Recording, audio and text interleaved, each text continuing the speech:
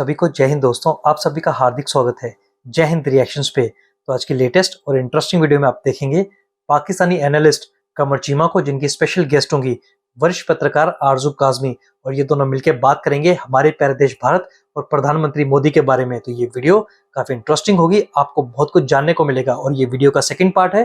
First part already हम आपके channel पर डाल चुके हैं, जिसे आप लोगों ने बहुत ज्यादा प्यार दिया था थ्रू मैसेजेस एंड कमेंट्स। तो इसे भी अंत तक देखें, और चैनल पे नहीं है तो चैनल को सब्सक्राइब कर दें। तो चलिए पहले ये वीडियो देखते हैं और अंत में इसके बारे में बात करेंगे।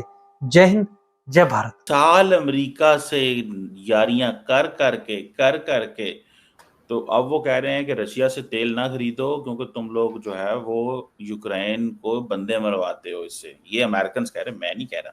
मैं आज भी उसको सुन रहा था, उनका जो ट्रेड मिनिस्टर है वो तो सीधा सीधा मैडम पड़ गया। उसने कहा भाई बंदे मरवा रहे हो तुम लोग, ये इंडियन, ये मोदी साहब जो है उनकी ये वो है, तुम बंदे मरवा रहे हो, बंद करो ये। तो आपको लगता है कि इंडिया को अमेरिका के साथ बैठ जाना चाहिए और मामलात को ठीक कर लेना चाहिए, ना कि इंडियंस का नुकसान होगा। देखें, आम आदमी का नुकसान होता है, लीडरों का क्या नुकसान होना है यार। जब फॉर एग्जांपल वो कहती है, क्या नाम है, जो वॉलमार्ट कहेगा या टारगेट कहेगा या बाकी अदारे कहेंगे जी हमें ऑर्डर नहीं लेने इंडिया से, 50% टैरिफ है, तो फैक्ट्रियों के ऑर्डर तो इंडिया में बंद होंगे ना। तो जब ऑर्डर बंद होंगे तो वो जो लोग बना रहे थे, प्रोडक्शन मैन्युफैक्चरिंग में इन्वॉल्व थे, उनका रोजगार जाएगा ना।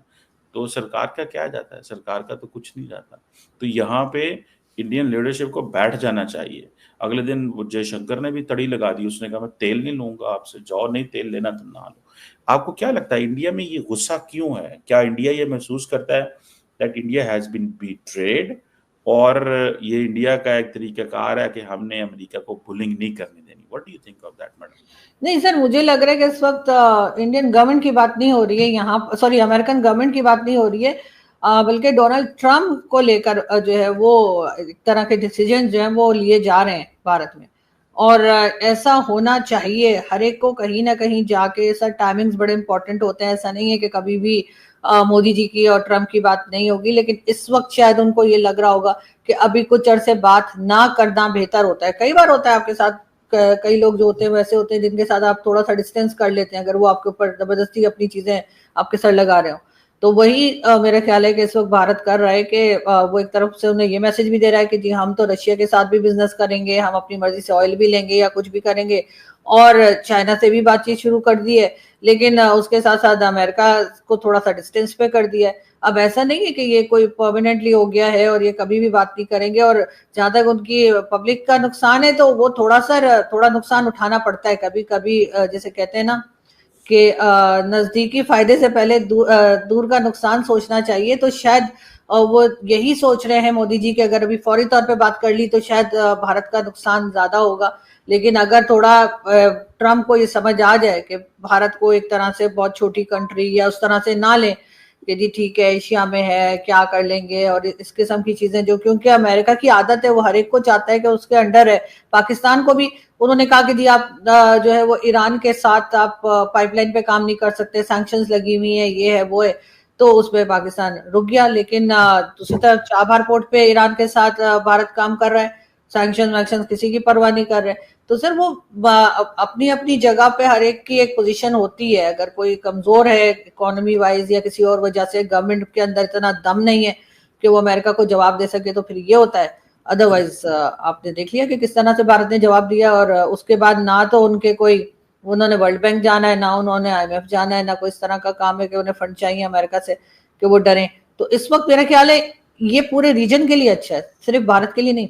अगर भारत इस तरह से अमेरिका को जवाब देगा तो उनको फिर बाकी कंट्रीज, इवन पाकिस्तान के साथ भी उनको लगेगा कि पता नहीं कब पाकिस्तान वाले भी गले पड़ गए। तो इसलिए मेरा ख्याल है कि अमेरिका के साथ ये होना ही चाहिए था। नहीं तो भारत को चाहिए ना इस सिलसिले में खित्ते को जोड़े मैडम। वो बड़ा मुल्क है, उनको तो जोड़ना चाहिए।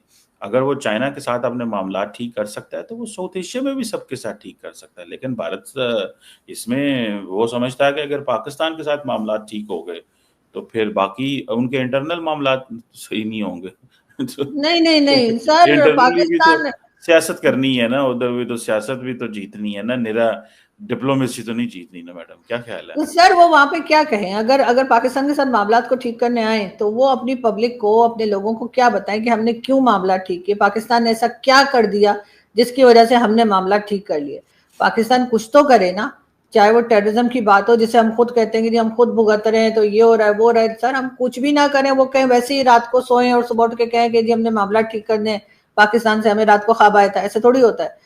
पाकिस्तान को भी तो कोई स्टेप लेना होगा ना कि दूसरा, अगर आपका किसी से इतना झगड़ा हो, किसी से इतनी टेंशन हो, तो कोई ना कोई स्टेप तो लेना पड़ता है ना दूसरी साइड की पार्टी को भी, कि भाई अब ठीक है, अगर आपके साथ यही हमारा प्रॉब्लम था, अब हम ऐसा नहीं करेंगे, या आप ऐसा मत किएगा, इस किस्म की बात की जाती है, या बस वैसे ही बिना किसी बात के, ना पाकिस्तान टेररिज्म के ऊपर कोई बात कर रहा है, ना कोई टेररिज्म को रोकने की लिए कोशिश की जा रही है, ना हाफिज सईद, मसूद अजहर उनके हवाले किए जा रहे हैं, ना उनको प्रॉपर सजा दी जा रही है। मतलब कोई चीज भी हम ऐसी नहीं कर रहे जिसके लिए कंप्लेन भारत करता रहता है, लेकिन भारत फिर भी हमारे साथ टर्म्स ठीक कर ले। सर मतलब कुछ तो लॉजिक होनी चाहिए ना हमारे उसमें, तब वो करेंगे। मैडम बात तो फिर वही आ जाती है कि उनकी बहुत डिमांड्स हैं और हमारी कोई डिमांड नहीं है। हमारी जो डिमांड्स हैं टीटीपी बीएलए के ऊपर, उसके ऊपर क्या भारत कोई सुनता है? कोई भी नहीं सुनता। वो लगे हुए हैं, रोजाना बंदे पाकिस्तान में शहीद हो रहे हैं। आप एक स्टोरी 1990 की, 2000 की, 2007 की, या जहां जहां पे है उसमें इंगेज किया जा सकता है। यहाँ पे डेली बनाते हुए पाकिस्तान में बंदे शहीद हो रहे हैं, प्रॉक्सी वार हो रही है।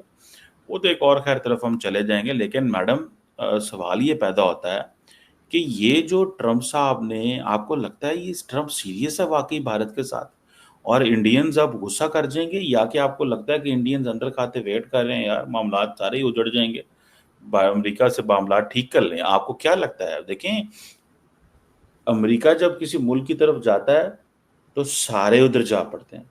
अगर अमेरिका किसी मुल्क से हाथ खींच ले तो उसके पीछे एक पूरा नेट होता है, वो भी। दोस्तों, चीमा साहब कह रहे हैं कि भारत को अमेरिका को नाराज नहीं करना चाहिए और अमेरिका के साथ बैठ के बात करनी चाहिए।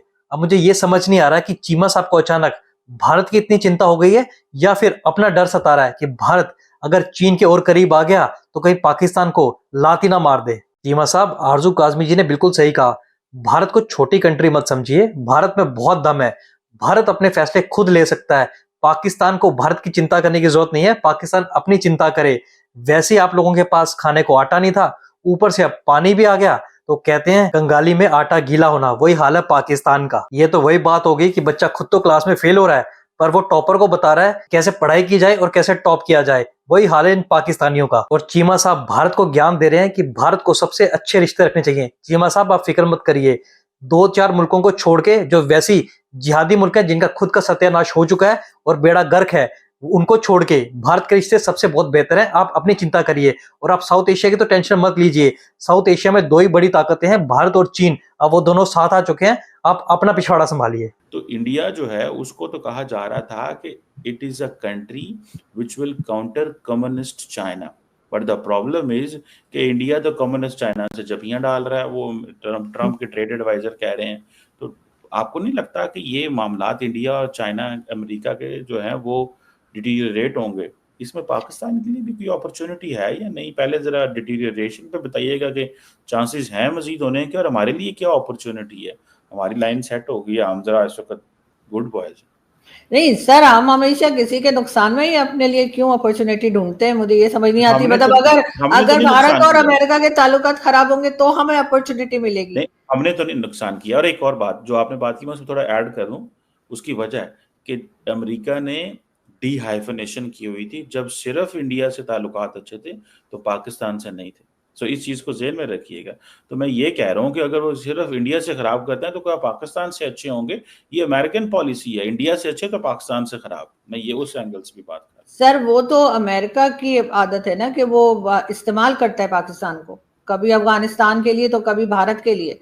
हालांकि ऐसे होना नहीं चाहिए। अगर उनके टर्म्स इंडिया से अच्छे हैं तो उनके हमारे साथ भी अच्छे होने चाहिए, और अगर हमारे साथ अच्छे हैं तो भारत के साथ खराब नहीं होने चाहिए। लेकिन असल में तो ये चीजें हमें नुकसान करती है ना, कि हमारी तरफ वही आता है जिसके भारत के साथ टर्म्स खराब हो। बांग्लादेश के टर्म्स भारत से खराब हो गए, वो हमारी तरफ आ गए मोहम्मद यूनुस साहब, उन्होंने आके कह दिया कि जी ये तो हम तो भाई हैं जी, बिछड़ गए थे, फलाना हो गए थे। और इसी तरीके से अमेरिका के भारत से टर्म्स खराब हो गए तो फौरन हमारी तरफ आ गए। सर वो दुश्मन का दुश्मन दोस्त वाला की पॉलिसी ये हमारे यहाँ जो चलती है ना, यही हमें नुकसान कर रही है।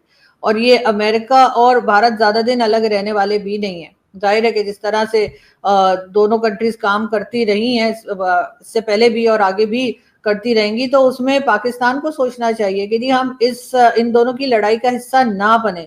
ये जो तीसरी पार्टी बीच में जाती है ना, असल में सारी प्रॉब्लम उसको आती है। वो तो दोनों आपस में लड़ेंगे, फिर मिलके बैठ जाएंगे, लेकिन हमारा क्या होगा? फिर हम ख्वार हो जाएंगे।